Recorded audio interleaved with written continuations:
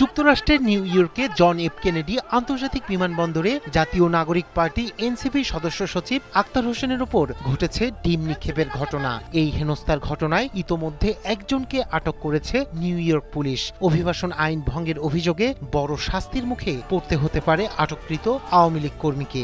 আমেরিকার অভিবাসন আইনের আওতায় জেল, জরিমানা, এমনকি দেশে ফেরতের মতো শাস্তি পেতে পারে এই বাংলাদেশি প্রবাসী। জাতিসংঘের মানবাধিকার কমিশনের সাম্প্রতিক তথ্য অনুযায়ী 20 জানুয়ারি থেকে 29 এপ্রিল পর্যন্ত সময়ে 1,42,000-এরও বেশি মানুষকে বহিষ্কার করেছে ট্রাম্প প্রশাসন।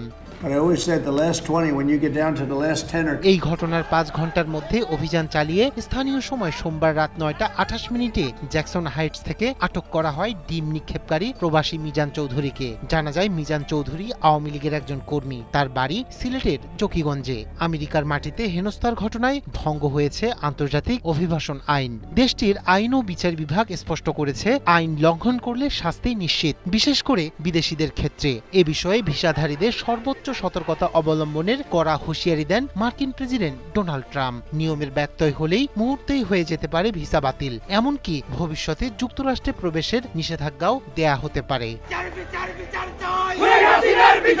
ট্রাম্প প্রশাসন মনে করছে ভিসা কোনো অধিকার নয়, এটি কেবল একটি সুযোগ। আর এই সুযোগের অপব্যবহার যারা করবে তাদের ক্ষেত্রে নামবে শাস্তির খড়গ। এই পরিস্থিতিতে ডিম নিক্ষেপের অভিযোগ আদালতে প্রমাণিত হলে আমেরিকার অভিবাসন আইন, ইমিগ্রেশন অ্যান্ড ন্যাশনালিটি অ্যাক্ট অনুযায়ী 15 দিন থেকে 1 বছরের কারাদণ্ড হতে পারে অভিযুক্ত প্রবাসীর। সেক্ষেত্রে তার ঠিকানা হবে ফেডারেল কারাগার। তবে অভিযুক্তের বিরুদ্ধে আগের কোনো অপরাধমূলক কর্মকাণ্ডের ইতিহাস না থাকলে ক্ষতিপূরণ অথবা মুচলেকা দিয়েও মিলতে পারে মুক্তি।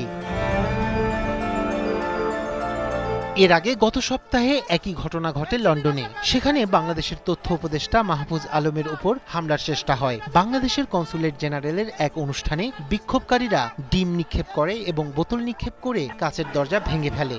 যুক্তরাজ্যে অভিবাসন আইন ভঙ্গের শাস্তিস্বরূপ জরিমানা, কারাদণ্ড, নির্বাসন এবং যুক্তরাজ্যে প্রবেশে নিষেধাজ্ঞা পর্যন্ত হতে পারে। শাস্তির মাত্রা নির্ভর করে অপরাধের ধরন এবং গুরুতরতার উপর। রায়হান কবির, শুভ্র, ৭১।